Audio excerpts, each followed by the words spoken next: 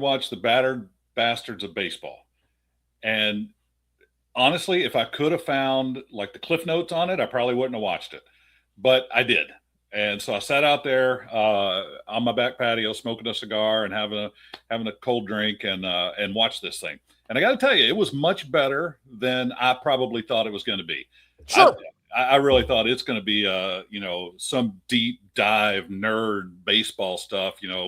Julio Iglesias' batting average from 74 to 73, and which you would be interested in. No, I was like, this is going to suck. So I was prepared to take some notes and remember some names, and so I could talk about it intelligently. As it turns out, I really liked it. So, you want me to tell you what it's about? Yeah, tell them what it's about, and then I'll interject because, of course, I know it well. Yeah. So the main character, the main focal point of this documentary is a guy named Bing Russell. And Bing Russell, up until the other night, I didn't realize this, is Kurt Russell's father. And this guy was, first of all, he was the sheriff on Bonanza, I think, for 13 seasons or something. So that's how Kurt Russell got into acting, is his family was in it. Like most of those guys, they just kind of, take over the family business. And so that's how he got into acting. But that's not what he was really known for. He was a businessman and different things. Well, this was right around the time that the professional affiliates were really starting to lock in on the minor leagues. And they were there were a bunch of independent teams.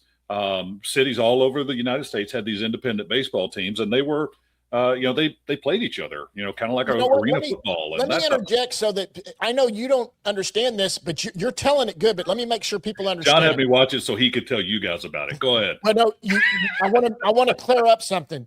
Yep. Back in the days, we've all heard of the Babe Ruths and all of that growing up. There was no such thing as minor leagues. You would play in these independent leagues, and these big league teams would hire you from there. And you would come up and play on their team. And most of baseball outside of the major leagues was these independent leagues. That all went away, and there were no more independent teams until Bing Russell came along, because it was all affiliated with minor leagues for these major league teams now. Enter Bing Russell. Go ahead. So Bing is a huge baseball fan. Like they talked about it as if he was probably like a savant. Like he knew everything, and not just nerdy stuff like Julio Iglesias' batting average and stuff like that. Like the pop singer, like strategy, and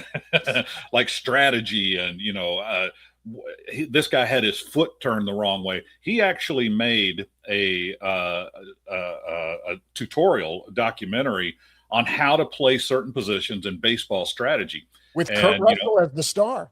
When Kurt Russell was a star in it. Kurt Russell was a great baseball player, and I knew that, but I didn't know the tie-in there. So anyway, he made these videos where he literally taught kids, not really kids, used adults in it, but really anybody, the fundamentals of the game. So, if you're playing shortstop and you got to cross over, when do you take the crossover step? When are you shuffling? When do you take the crossover step? Things like that. And it was so good that minor league teams and really big league teams adopted that as a training tool, and they used it because he was really there were a lot of pro ball players that were like, nobody's ever told me that, and it changed the way that they played the game and made them better and stuff like that. So he was kind of a big celebrity in the baseball world. I mean, everybody knew him and respected him and stuff like that. Then the minor league team, like John was talking about, kind of split up, and all of the other independent teams just kind of disappeared. And there was one that was left, and it was in Portland, and they were called the Portland Mavericks. They were called the Portland Mavericks. That's what they were called when he bought them. But they were called something before that, and they were actually affiliated with the team. They were a AAA team for somebody, and they disbanded, and that territory became available. That's right.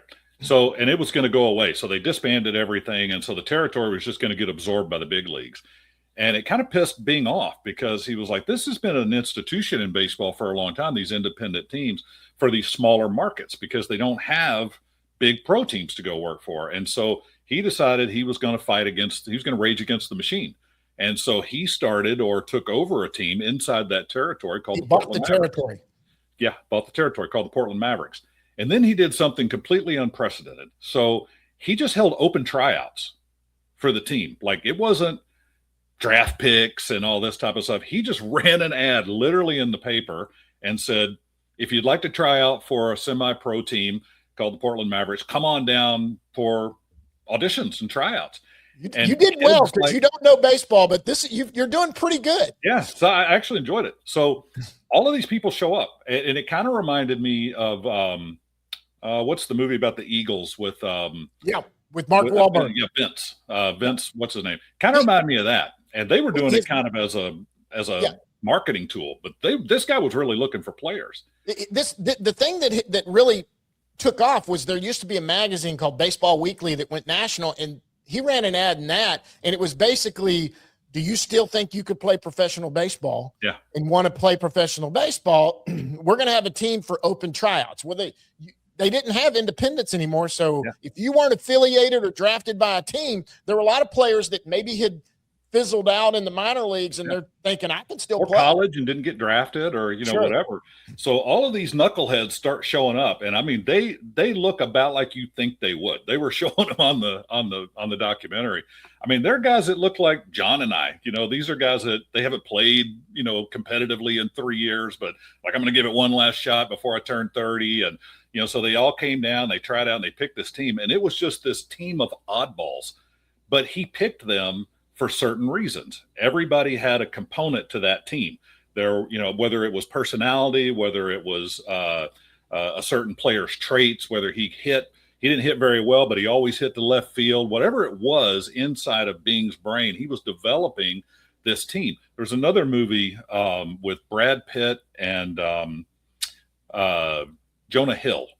That's called Moneyball. So it was kind of like that. So in that movie, Jonah Hill's putting this team together based on the things that they're good at instead of them being an all-around person. So they may suck at one thing, but they're great at another, and that fits in the program. So that's what he did. Well, he started winning. And so they started winning these games, and they became very competitive and started this went on. And so the crowds grew, and they were having a great time. The team was having a great time. Like, they've got very little coaching. They had coaches out there, but they did practice. And when these guys played, they just played. They didn't give them signals. They swing away. You want to hit a home run, hit a freaking home run.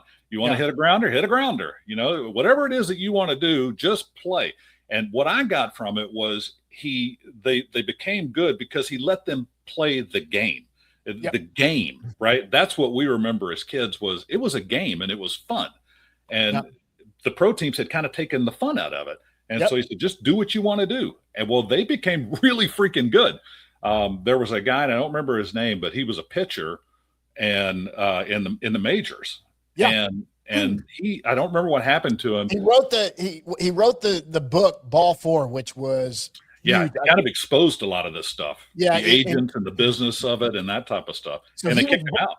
So he was black. Let me look it up real quick. The guy who wrote Ball 4, because no, the baseball people that are watching this right now are gonna know who he is. Anyway, he had been blackballed. Jim Bouton. Yeah. He was blackballed from the major leagues for writing this tell-all book, but he still loved to play. Yeah. And so he went and signed with Portland just to pitch. Yeah. And just to have fun. And he ended up getting to go on the Tonight Show. Yeah. Yeah. And read off every guy's name from that team on the Tonight Show. The really cool part, I don't know if it was Kurt Russell who asked him, who said, Kurt Russell played on this team, by the way. This was before he was a major star. He was a good baseball player, and he'd gotten injured in the minor leagues. But Kurt Russell goes to one of his heroes, Jim Bouton. Bouton, that's how you say his name. And he said, what's the difference? You played in the major leagues. What's this, whatever? And Jim Bouton goes, dude, it's baseball. He goes, when you get between the lines, it's baseball. He goes, tell me something. Where would you rather be than this place right now? And that's when Kurt said, yeah, that's the truth. That's what Bing created. Yeah. Well, these guys weren't making any money. They were making like $300 a game. I mean, a week. It was like a month. Yeah. They were just doing it for the love of the game, and they were having a good time doing it. The really interesting part, I think it was Bouton. It might've been somebody else, but the first game that they played was a no-hitter. Yep. It wasn't Bouton. No, it wasn't Bouton. He came like the second season. Okay. So the opening game for this thing, like it was a joke in Portland and in the leagues and stuff. They were like, this is going to be a disaster. To be honest, I really thought this was going to be the precursor to the Savannah Bananas. Like I thought that's kind of where this was pretty headed. Interesting. Yeah, I thought this must be like he's an entertainment and stuff. So this must be kind of how that style kind of got picked up, like Harlem Globetrotter type stuff. Well, listen, I am one of the biggest baseball fans, and I am affiliated with a major league team. I get to hang out. I know the ownership and all of that. One of baseball's biggest problems is promoting their game, and they run a monopoly. And what Jayson's explaining here was, so back then you would buy a territory for a minor league team is what the territory was. So Portland, but they were the only independent team in the United States, but they were so. With that being said, they could only play affiliated teams. So they had to play in this league, the Pacific Coast League or the Frontier League. I forget which one it was. They were playing against A teams. They were A-ball. So minor leagues goes A, AA, AAA, and then you go to the big leagues. And they were playing A-ball teams. But these were all the studs out of college and high school playing for these teams. And none of those teams drew any fans. Portland was drawing 250,000 people a year, which is unheard of in the minor leagues. Yeah. So you liked it. I did like it. And then baseball tried to screw him. Well, and that's what I was really going to say towards the end of this discussion was I really enjoyed the documentary. I thought it was fabulous. I really enjoyed it. I've recommended it to other people. It was fun. What I really got out of it at the end is baseball is full of a bunch of fucking crooks and always has been. Yep. Like it is the most corrupt, and I didn't realize how corrupt. I mean, every major sport is at the top. Sure. These cats, they do it right out in public. Hey, I'm a capitalist. You can't do that. I'm a capitalist. I believe in capitalism. I believe all of that, and these owners are successful capitalists and all of that. Politically, they probably agree with a lot of what I agree with. But make no mistake, there is some leadership issues in every major sport, and baseball's one, where they act like they want to act like they're on the poverty line, and I know they're generating a shitload of money. Of course. And so, but what they tried to do at the end, they tried to screw him. Oh, yeah. Yeah, well, they were playing he said the only thing we haven't done is won a pennant. Yeah. And so he goes, we're going to win a pennant. They were playing all the minor league teams. And they would play the because they were beating teams, but these teams, when it came to the playoffs, would demote all their AA and AAA players. Yeah, they would send them down because they didn't want Bing to win because it was going to look bad. Yeah. And but they took them 7 games and they almost won the championship. Yeah, they almost won it. But it was really good. I really enjoyed it. And I know you probably didn't pick this up, but let me make sure that people understand how crooked it was. Nerd alert, nerd alert, nerd alert. I'm the nerd. Back then, he turned it into a successful area. And back then, baseball could just come back in and take it over. Yeah.